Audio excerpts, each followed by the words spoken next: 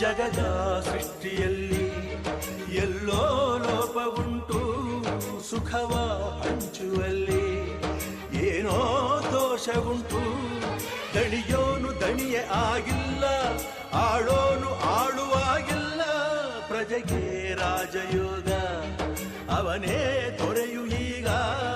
ಲೋಪ ದೋಷವನ್ನು ತಿದ್ದಲೇಬೇಕು ಬೇಗ. ದುಡಿಯೋನ ಬೆನ್ನಿನ ಬೆವರು, ಲೋಕಾನ ಕಾಯುವ ಉಸಿರು.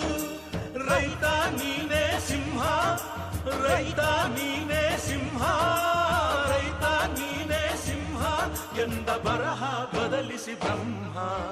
ರೈತ ರೈತ ರೈತ ಅನ್ನ ಕೊಡುವ ದಾತ.